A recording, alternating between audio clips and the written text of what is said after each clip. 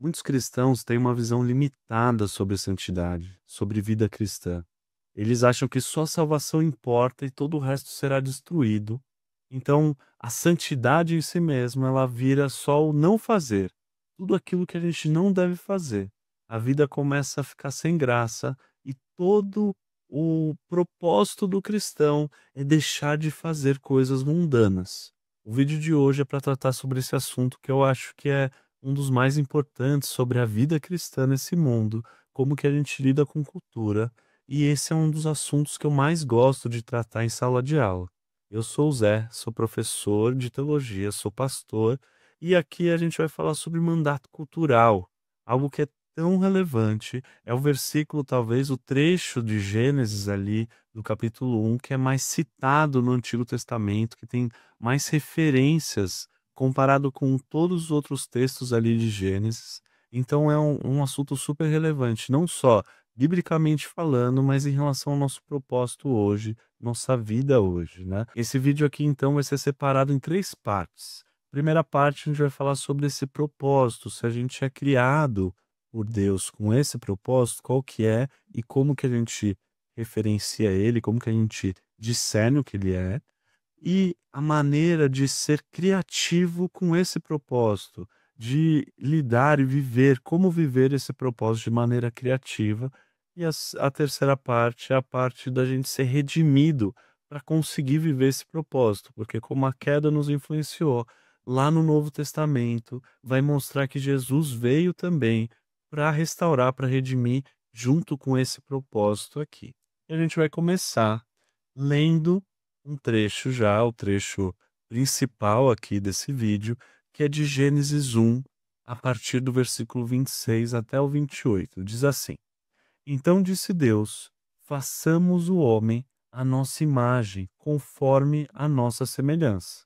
Domine ele sobre os peixes do mar, sobre as aves do céu, sobre os grandes animais de toda a terra e sobre todos os pequenos animais que se movem rente ao chão. Criou Deus o homem à sua imagem, a imagem de Deus os criou, homem e mulher os criou. Aqui poderia, em outras versões estaria, criou Deus a humanidade à sua imagem, a imagem de Deus os criou, homem e mulher os criou. Deus os abençoou e lhes disse: Sejam férteis e multipliquem-se, encham e subjuguem a terra, dominem sobre os peixes do mar, sobre as aves do céu e sobre todos os animais que se movem pela terra. Então, esse primeiro texto aqui, ele chama a gente a viver, né? Olha a maneira como é colocado, assim, né? Façamos o ser humano à nossa imagem, conforme a nossa semelhança. Então, Deus ali falando que cria o ser humano à imagem de Deus.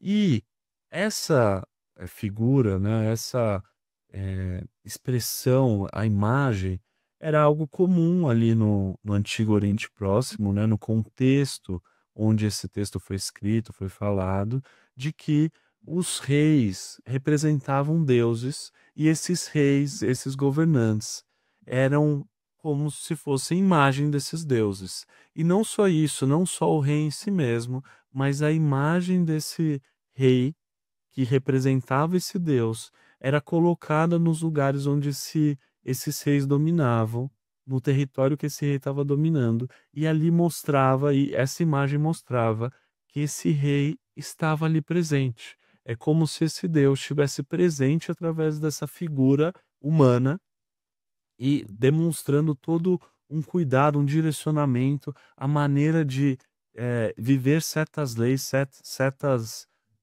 culturas e jeitos de lidar com as coisas que aquele Deus representava, que aquele rei representava, que aquele governo representava.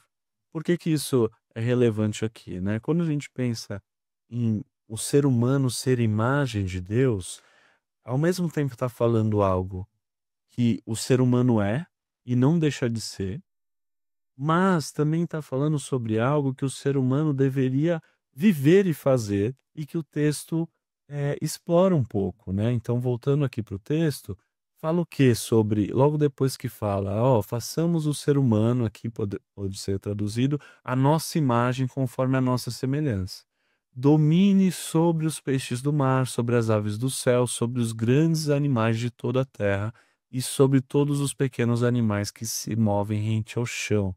Então existe uma noção aqui de domínio, de, de cuidado, de mordomia, que não é um domínio no sentido: "Ah, vai lá e faz o que você quer". Isso é meio que óbvio, assim, talvez uma crítica rasa a esse texto seria: "Ah, então Deus está falando para o ser humano dominar, para fazer como, esse sistema hoje que só explora o meio ambiente, não pensa em nada". Não, isso obviamente não é isso. Eu não sei se você tem essa dúvida de fato, a gente pode trabalhar um pouco melhor, não só nesse texto, mas em outros textos, a postura bíblica em relação ao cuidado do meio ambiente, que é muito presente biblicamente falando, porque aqui a ideia principal é: Deus é o Senhor, Deus é aquele que é dono das coisas, e aqui entra o conceito de mordomia, onde o ser humano ele domina sobre essas coisas, ou seja, ele é convidado a ordenar esse caos. O dominar aqui é parecido com o que Deus faz no início da criação.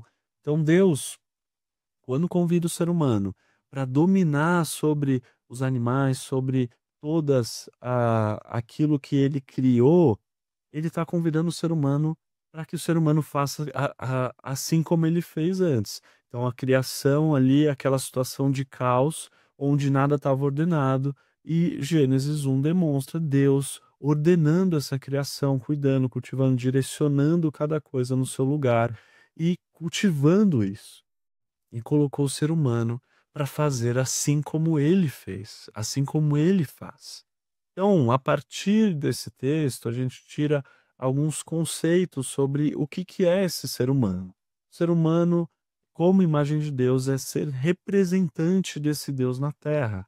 Não só da maneira como ele faz, nos jeitos e coisas, mas agir de fato, não só naquilo que ele é, mas naquilo que ele faz. Então, ele ser esse representante, como? Através de uma mordomia, trabalhando e cuidando da criação de forma responsável. E aqui Deus, a gente está falando de um conceito pré-queda. O ser humano aqui não está em pecado. Não é algo que Deus fala que vai acontecer só depois que o ser humano pecar. Esse propósito está naquilo que é inicial e de fato é o esqueleto do ser humano, é a base, é a estrutura de fato humana daquilo que Deus criou o ser humano para fazer. Então, de alguma forma, a criação, desde o seu início, tinha potenciais ocultos, de certa forma, que o ser humano desvenda eles. Então, o ser humano sempre foi convidado a desenvolver a partir daquilo que Deus fez, daquilo que Deus capacitou o ser humano a viver. Então, esse exemplo ele pode ser dado em vários aspectos, tem várias analogias para falar, mas aqui entra o jogo, o brinquedo, né, infantil normalmente, que é do Lego. O Lego, ele em si mesmo, quem criou, ele cria com o potencial da criança ali, do ser humano, fazer algo maravilhoso a partir daquilo. Mas não tem necessariamente, né, umas caixas de Lego, tem algumas que têm, outras não, que não tem algo definido para ser feito. Então a criança pode ir lá e desenvolver a partir do que ela quer. Eu tenho um filho e ele brinca com brinquedos assim como de Lego, né, tem um que chama de blocos magnéticos, que ele faz coisas que nem eu imaginaria que seria capaz de fazer, sabe assim? Ele tem 3 anos e outro dia ele fez algo que eu falei: "Nossa filho, não imaginaria que dava para conectar assim e terminar essa torre dessa forma", e realmente eu fui surpreendido por aquilo que ele fez. Então eu comprei o brinquedo, eu sabia de vários potenciais dele, eu ajudo ele, mas ele foi lá e desenvolveu a partir disso. Com Deus é da mesma forma. O ser humano, desde o início, tinha como propósito desenvolver essa criação. E desenvolver, eu estou falando aqui de coisas que têm a ver com o nosso conceito de cidade hoje, os nossos desenvolvimentos tecnológicos, nosso desenvolvimento médico, de saúde. de artes e, agricultura, tudo aquilo que a gente vê que o ser humano desenvolve e coisas que fala: "Nossa, no passado não era assim", e o ser humano foi capaz de fazer isso. E é algo que é belo e que gera um interesse nosso, né. Eu, por exemplo, sou um entusiasta de, veículos elétricos. Eu tenho uma bicicleta elétrica, tal, gosto da ideia de carro elétrico, não tenho um, mas eu gosto dessas coisas de tecnologia. E eu acredito que isso, de alguma forma, estava previsto por Deus de que a gente pudesse desenvolver e fazer. O carro em si não é só fruto do pecado. Você entende o quanto isso é sério, o quanto isso afeta as nossas vidas hoje? Porque tem cristãos aí, eh, tem movimentos cristãos que olham para algumas coisas da tecnologia e falam: "Não, até aqui a partir daí eu não vou". Eh, tem um movimento, né, mais, um grupo mais radical nisso, que seria os Amish, né, que tem aquela toda nos Estados Unidos eu tive um contato um pouco com a cultura, porque alguns Amish andam de trem, e quando eu cheguei, eh, que eu fiz o meu mestrado nos Estados Unidos, eu cheguei na cidade onde eu iria morar de trem. Eu fui de avião até uma cidade, lá até Chicago, e de Chicago até a cidade onde eu iria morar, eu peguei o trem e tem alguns Amish que vão de trem, assim, que aceitam trem, tem outros que nem isso aceitam. E daí eu vi aquelas pessoas muito diferentes, assim, né, eles não usam nem sequer telefone, não usam internet, não usam celular, não tem, algumas questões de roupa, de tecnologia de roupa não pode ser feito, não usam certos tipos de tênis, então são pessoas que falam: "Ó, esses desenvolvimentos tecnológicos não são de Deus e não vamos viver isso". E tem os seus méritos lá da maneira como muitas comunidades Amish vivem e tem níveis disso daí. Eu acho que a gente é convidado até muitas vezes para dar um passo atrás sobre tecnologia, né.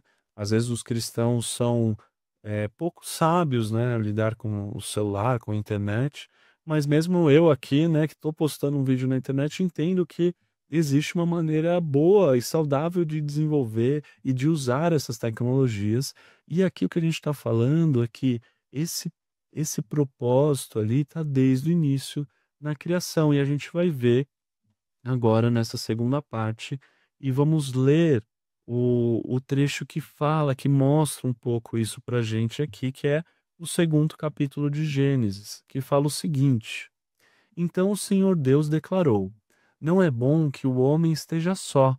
Farei para ele alguém que o auxilie e lhe corresponda. Depois que formou da terra todos os animais do campo e todas as aves do céu, o Senhor Deus os trouxe ao homem para ver como este lhe chamaria. E o nome que o homem desse a cada ser vivo, esse seria o seu nome. Assim, o homem, o ser humano, deu nomes a todos os rebanhos domésticos, às aves do céu e a todos os animais selvagens.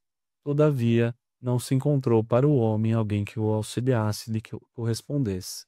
Então, aqui o texto ele está às vezes focado na questão de Deus criar também a mulher, tem isso, mas tem um versículo aqui, a primeira parte do versículo 20 e antes o versículo 19, que mostra Deus fazendo algo muito diferente, assim, do que ele fez até então. Porque Deus até então estava criando as coisas e direcionando, falando: "Ó, é isso, eu estou criando essas árvores, eu estou separando as águas da terra, estou criando o sol, a lua, as estrelas, estou criando todo esse universo aqui". Mas depois que Deus cria os animais, ele coloca, os animais do campo e todas as aves do céu, e trouxe esses animais ao ser humano para que o ser humano desse esse nome, para ver como esse ser humano lhe chamaria. E o nome que o ser humano desse para cada ser vivo, esse seria o seu nome. Olha que curioso isso, né? Olha a maneira, as coisas que a gente pode tirar daí. Deus, ele não chega para Adão e Eva, não chega para o ser humano e fala assim: "Ó, essa é a vaquinha, esse é o passarinho tal, esse é o tucano, esse é o pato, essa é", você entende? "Essa é a galinha". Não, ele fala: "Como que você chama isso aqui? Como que você desenvolve esse nome?". E aqui dar um nome, gente, você só dá um nome para o seu filho, para o que você criou, para o que você desenvolveu. Isso no nos nossos dias hoje. Na época, dar um nome a alguém, batizar alguém com algum nome, ou mudar o nome de alguma coisa, de alguma pessoa, significa uma questão de posse, de criação, de desenvolvimento, né, onde Deus está entregando isso para o ser humano. Entende quanto isso é relevante aqui, para a gente entender propósito do ser humano com essa questão criativa, olha como isso tá lá no texto, olha como, desde o início, antes da queda, já existia esse propósito do ser humano de ser criativo a partir daquilo que Deus criou. Então, o mandato cultural, ele demonstra não só um domínio num aspecto, às vezes, muito superficial da coisa, mas um domínio no sentido de desenvolver a partir daquilo. Deus quer uma mordomia dos seres humanos, falando assim: ó, toma aqui esse Lego, faz aí algo legal, eu quero me surpreender com aquilo que você está fazendo. Eu como pai aqui, como desenvolvedor, como criador mor, eu tô dando para você a criatividade e tudo o que precisa para ser feito para que você consiga desenvolver a partir daí. Eu tô dando o quadro em branco em alguns sentidos e toda a tinta disponível e o pincel. Cabe você desenvolver a partir daí. É isso que Deus faz. E tem o trecho lá em Gênesis 4, que aqui é pós-queda, mas a gente vai ler também, que fala um pouco sobre, o que acontece aqui no, eh, num desenvolvimento maior, né. A Enoque nasceu, aqui Gênesis 4, versículo 18 e 19, a partir do 19 vamos ler aqui. Então, vamos ler Gênesis 4, versículo 19, aqui para entender o que o texto fala sobre essas questões. Lameque tomou duas mulheres, uma chamava-se Ada e a outra Zilá. Ada deu à luz Jabal, que foi o pai daqueles que moram em tendas e criam rebanhos. O nome do irmão dele era Jubal, que foi o pai de todos os que tocam harpa e a flauta. Zilá também deu à luz um filho chamado Tubal-Caim, que fabricava todo tipo de ferramentas de bronze e de ferro. Tubal-Caim teve uma irmã chamada Naamá. Então aqui esse trecho mostra alguns desenvolvimentos humanos mesmo pós-queda, mas que demonstra aí a graça de Deus agindo ainda, a gente chama isso de graça comum, onde o ser humano continua podendo fazer coisas boas. Aqui o texto não está falando que morar em tendas, fazer treinos e criar rebanhos são coisas ruins. Não está falando que tocar harpa e flauta é algo ruim. Nem está falando que fabricar todo tipo de ferramenta de bronze e ferro são coisas ruins. Ele está falando isso como algo bom. Essas são as pessoas, são os pais. Então está mostrando ali que mesmo em meio a toda aquela confusão de Caim, sendo expulso e fundando cidades e desenvolvendo toda uma humanidade que vai contra Deus em vários sentidos, Deus ainda, na sua misericórdia, na sua graça, permite que o ser humano desenvolva coisas boas. E, apesar de algumas coisas serem boas, o ser humano continua, obviamente, fazendo coisas ruins com essas coisas boas. Porque as ferramentas em si, elas não são más. Ela é algo bom que Deus queria que o ser humano criasse. O problema é que o ser humano, a partir dessas ferramentas, ele cria alguma coisa ruim. A gente vê então aqui, nessa segunda parte, né, que essa criação de Deus do ser humano é para que exista uma criação criativa, onde o ser humano, como imagem de Deus, continua criando e mostrando e demonstrando Deus onde quer que ele vá. Porque esse domínio, ele revela a Deus, ele revela o governo de Deus, ele revela a bondade de Deus, daquilo que Deus gostaria que o mundo fosse. O mundo não era necessariamente para ficar de uma forma primitiva. E aqui tem aquela analogia que talvez você já tenha ouvido, de que a Bíblia começa assim num jardim, mas ela termina numa cidade que tem um jardim dentro. A Nova Jerusalém tem ali um jardim, ela é conectada, é uma cidade que respeita ali a natureza, mas é uma cidade desenvolvida. Então a gente vê a partir disso de que Deus, ele o propósito de Deus nunca foi o jardim como um fim em si mesmo, como uma maneira primitiva de olhar as coisas. Ali estava mostrando que era um jardim de delícias, algo maravilhoso. O Éden é algo maravilhoso. E o ser humano, a partir desse algo maravilhoso, ia desenvolver coisas boas. O fato do ser humano ter caído não faz a gente perder esse propósito que estava lá atrás. Porque quando a gente vê também Deus renovando essa aliança, direcionando o povo para que eles vivessem essas coisas. A gente vê isso depois com Noé, ou com o povo lá de Êxodo, mesmo lá escravos no Egito, mostra eles sendo férteis e tal, e Deus os liberta para que eles pudessem adorá-lo e para serem uma nação que iria representar esse Deus e desenvolvendo coisas e fazendo coisas maravilhosas, inclusive para dentro do tabernáculo lá, da maneira como eles se iriam organizar essa adoração, eles iriam desenvolver de forma criativa, iriam conseguir desenvolver as coisas a partir dessa criatividade que Deus os colocou. Então essa, eh, maneira de enxergar é para que a gente possa servir a Deus de alguma forma, não só em maneiras religiosas ou dentro da igreja, de certo sentido, mas a gente serve a Deus, a gente busca a Deus, a gente é a imagem de Deus e testemunha de Deus com, eh, com as artes, com o nosso trabalho, com desenvolvimentos de estudos, com política, com tecnologia, em tudo aquilo que a gente for viver e fazer. E aqui é muito relevante essa questão. Eu quero até indicar um livro do Huckmacher, A Arte Não Precisa de Justificativa. Eu vou deixar o link aqui embaixo para você comprar, e caso você compre por esse link, você ajuda aqui o canal. E nesse livro ele fala sobre essas questões de desenvolver a partir daquilo que Deus colocou, a partir da graça comum e do quanto a gente testemunha de Deus fazendo coisas que não necessariamente são religiosas, entre aspas, aqui, né?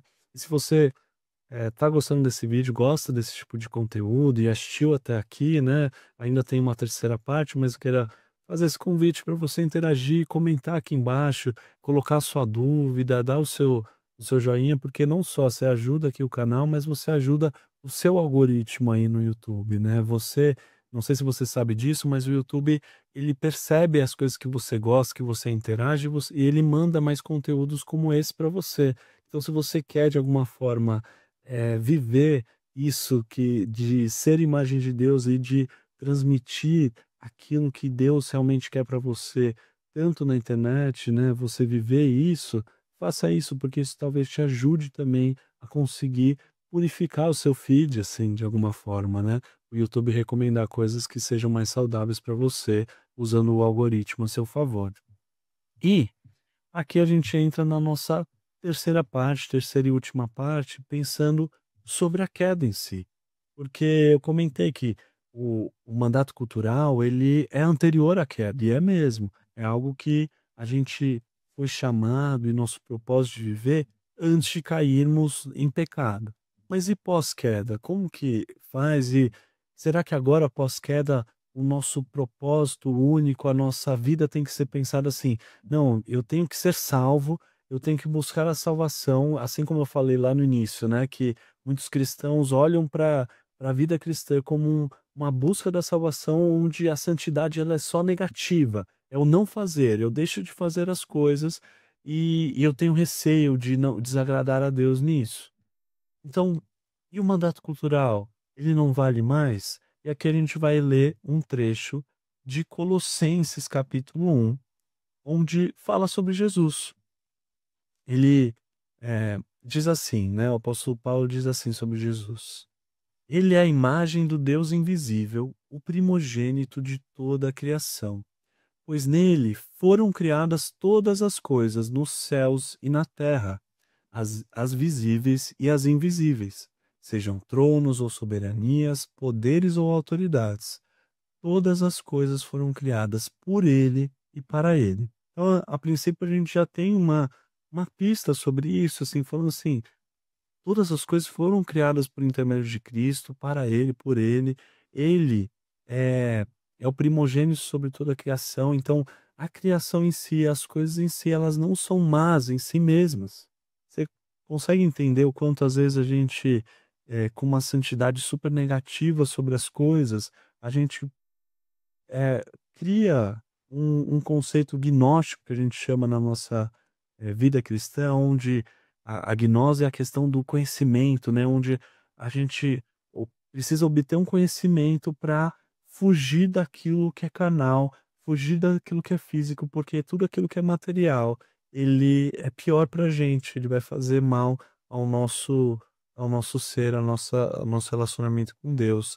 E isso não é real, porque o texto bíblico fala que Deus criou as coisas, que Jesus é primogênito sobre toda a criação e por ele foram criadas, nele foram criadas todas as coisas. Ele é antes de todas as coisas e nele tudo subsiste. Ele é a cabeça do corpo que é a igreja, é o princípio e o primogênito dentre os mortos, para quem tudo tem a supremacia. Pois foi do agrado de Deus que nele habitasse toda a plenitude, e por meio dele reconciliasse consigo todas as coisas, tanto as que estão na terra quanto as que estão nos céus, estabelecendo paz pelo seu sangue derramado na cruz. Olha aqui isso. Paulo está exaltando aqui Cristo, né? Era talvez esse texto de Colossenses, possivelmente era quase que um hino ali da igreja primitiva. Tem alguns que têm alguns teólogos que levantam essa possibilidade.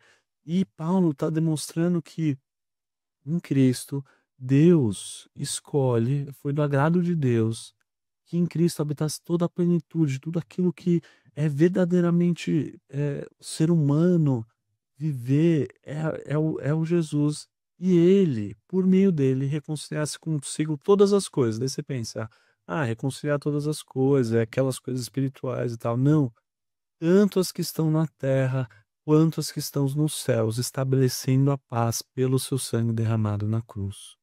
Então, em Jesus, pessoal, em Cristo, todas as coisas são reconciliadas com Deus. Em Cristo, a gente é convidado a viver o nosso propósito inicial. Em Cristo, a gente é convidado a não só ser salvo do mundo, mas é viver nesse mundo criado por Deus, não como pessoas do mundo. Aqui mundo, e mundo na Bíblia tem vários sentidos. Aqui mundo é aquilo que a gente tem que não se deixar levar pelo sistema do mundo de viver as coisas. Mas a gente vive nesse mundo sendo criativo e vivendo o nosso mandato cultural, o nosso propósito de mordomia de Deus, servindo a Deus naquilo que a gente faz, desenvolvendo coisas que Deus mesmo previa na criação. Então, se o seu trabalho, se a sua, o seu prazer é desenvolver alguma arte, se o seu trabalho é pesquisar alguma coisa, é ter novos conhecimentos, é criar coisas novas, é cuidar da criação de alguma forma, é servir as pessoas de alguma forma. Saiba que isso está dentro do propósito de Deus para sua vida, não é algo que está desvinculado da sua relação com Deus. Você entende isso? Quanto isso é essencial para a nossa vida cristã, porque a gente tem essa dicotomia, essa tendência de achar que o nosso trabalho secular, ele não tem nada a ver com a nossa relação com Deus do fim de semana, ou com a nossa oração, mas ele tem tudo a ver, porque você foi criado para viver essas coisas. Você não foi criado para ser salvo. Você não foi criado para ser salvo. A salvação vem porque a gente sai do nosso propósito para aquilo que a gente foi criado. E daí a gente é salvo para viver esse propósito, né.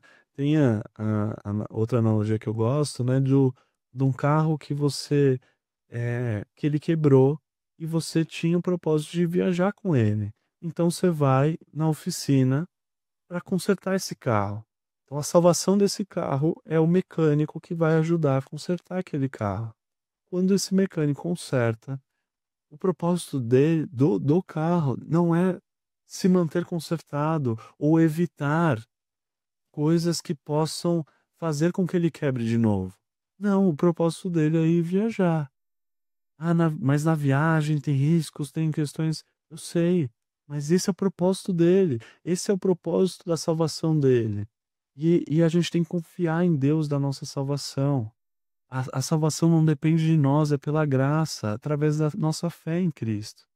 Então, se ela não depende de nós, a gente não precisa ficar se apegando com medo de perder essa salvação, para que a gente possa, viver aquilo que Deus chamou a gente para viver. Porque se a gente fizer isso, talvez aí sim a gente está desobedecendo a Deus, sendo que Ele criou a gente para viver um propósito maior, né. Então, aqui eu espero que essa aula aqui, né, quase como uma aula e eu fiz de propósito isso, queria desenvolver bem os argumentos, ler as coisas, né, ler os trechos e espero que você possa até rever esse vídeo, caso não tenha ficado claro alguma coisa, ou comentar aqui embaixo mesmo, mas entender que as atividades culturais, digamos assim, na nossa vida, a nossa vida fora do contexto religioso, ela é a vida que a gente foi feito para viver. A nossa adoração faz parte total disso. A nossa relação com Deus, o nosso contexto de igreja, é o que permite que a gente viva essas coisas da maneira como Deus quer que a gente viva. Obviamente, não estou excluindo aqui a nossa relação de oração, de leitura, de adoração, porque esse é o nosso propósito, real, de adorar a Deus. Mas como que a gente adora a Deus dentro desse contexto total? A gente não é chamado para ficar totalmente, alheio ao mundo, mas a gente é chamado para adorar a Deus em meio a essas coisas, a nossa vida, nosso trabalho, nosso desenvolvimento. O nosso trabalho não é um erro de percurso, mas é algo que Deus te criou para fazer. Então eu espero que esse tipo de vídeo possa te ajudar, possa te direcionar. E novamente, se você ficou até aqui, quer dizer que você gostou de alguma forma ou te interessou. Então, interaja aqui com o canal e vamos fazer isso daqui uma comunidade saudável para a gente desenvolver mais coisas. Fico por aqui, Deus te abençoe.